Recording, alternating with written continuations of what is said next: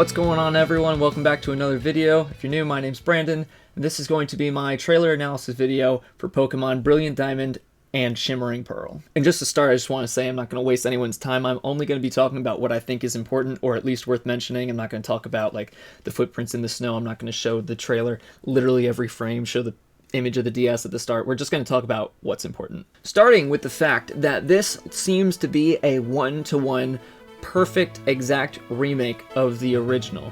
Pokemon is putting a very heavy emphasis on the phrase faithfully reproduced. I'm going to put the exact quote that they have on their website and that was in the trailer on the screen right now. They're making a big deal out of this, and judging by the trailer, shot by shot, this looks exactly like the original. We have every reason to believe at the moment that this is a one-to-one remake, similar to Link's Awakening, the same idea, how it's the same exact game. That said, I'm sure there will be new features, don't get me wrong there, but the game itself, this is the remake that we've been asking for. The chibi art style looks really good. At first glance, I wasn't the biggest fan, but after sitting on it for a couple hours now, I absolutely love it. It looks really cute, which now segues me into talking about the game's visual appearance overall at the moment. A lot of people are complaining about both this and Legends Arceus, about how they don't look that great at the moment. This one, while it does already look pretty good, doesn't look like it's finished yet. But we have to keep in mind that it's currently not even March yet. This is going to come out later toward the end of the year. They have months and months to keep working on this. This is still in development. This is going to look way better when it's actually out. At first glance, what this trailer is actually showing us for the most part is just a lot of images of the world. They're going to be popping up on the screen one by one. We get to see the Lake Guardian Trio's lake, a bunch of stuff.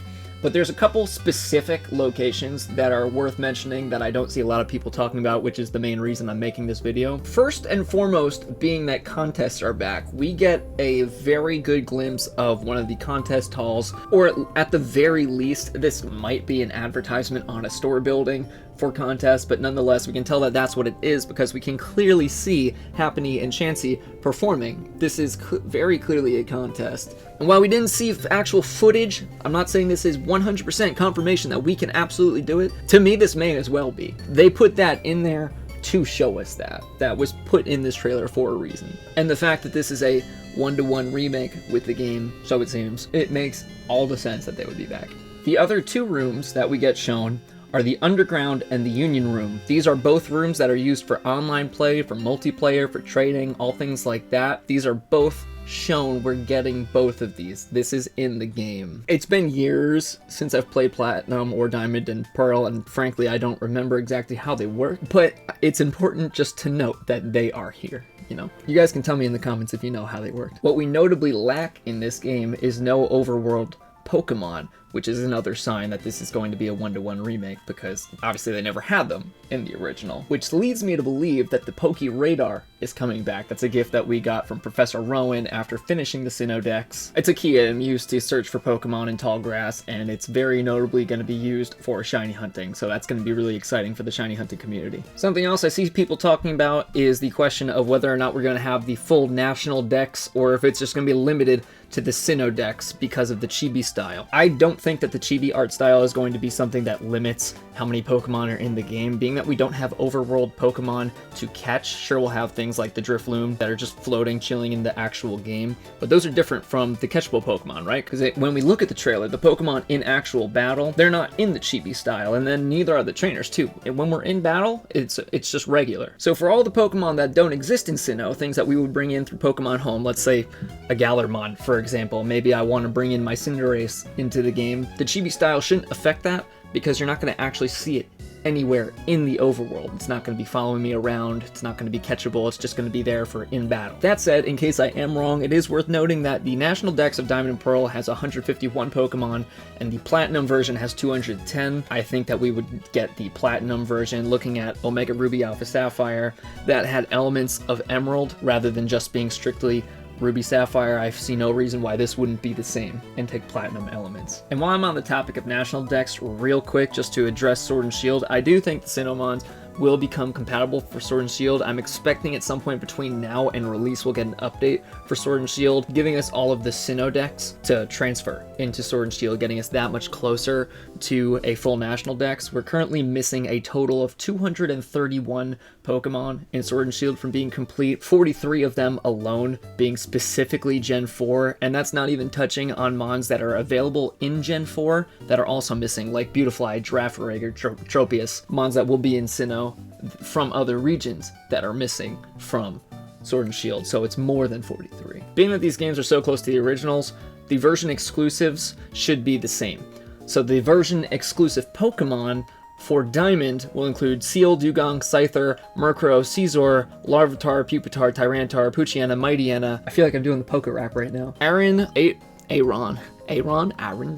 Steelboy, Larion, Aggron, Kecleon, Cornidos, Rampardos, Honchkrow, Stunky, Skuntank, and Dialga. Whereas the exclusives for Platinum will include Slowpoke, Slowbro, Pinsir, Slowking, Mischievous, Houndour, Houndoom, Stantler, Spheal, Celio, Walrein, Bagon, Shelgon, Salamence, Shieldon, Bastodon, Mismagius, Glameow, Purugly, and Palkia, each of which having 20 exclusives on both sides. It won't feel like that much because obviously we're including evolutions. I think I pronounced most of them right. I am personally guessing that we're going to get this in November, seeing that November is Pokemon's typical month for major releases. It has been for a long time now. It's not impossible that we'll get it earlier. I wouldn't be too surprised if they shifted gears a little bit and released this in September, since the original Diamond, Pearl, and Platinum all released in September. That'd be pretty cute if they did it around the same time, but I'm still thinking November. There's only 3 things left here I want to mention. Things to look forward to for future trailers. The first one that comes to mind is the Battle Frontier. Pokemon Emerald and Platinum were the only places ever to have the Battle Frontier, and they were loaded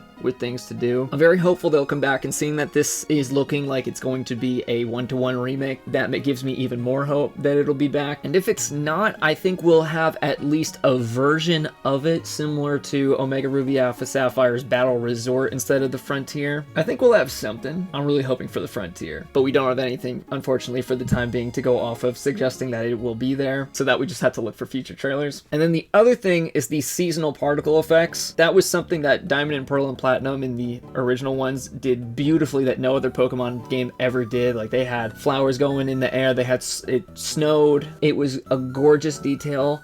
We're really looking forward to seeing if they bring that back. Judging by this trailer, which looks like it's loaded with attention to detail, I'm very much expecting it, but we'll see. And then this last thing I want to bring up is a question that someone asked me in my Discord, and that was whether or not it would be compatible with Pokemon Home. At first glance, to some people that might seem like a silly question, but being that this isn't a chibi style, that isn't a ridiculous question. Similar to why I think the National Dex will be available, I don't think that will affect the Pokemon, so yes, I do think it will be compatible with Pokemon Home. I don't see any reason why it wouldn't be. And the same people that made Pokemon Home are the people that are making this game. Even more reason to think it'll work. And for now, that is all I've got for you guys on this. I tried to keep this as short as possible. If you want me to make a video covering Legends Arceus, just ask, I'd be happy to do so. At the moment, I don't plan on it, but if it's asked for, sure. One thing I do want to tease real quick, those of you who know me know I'm a musician. If you don't know me, now you know that.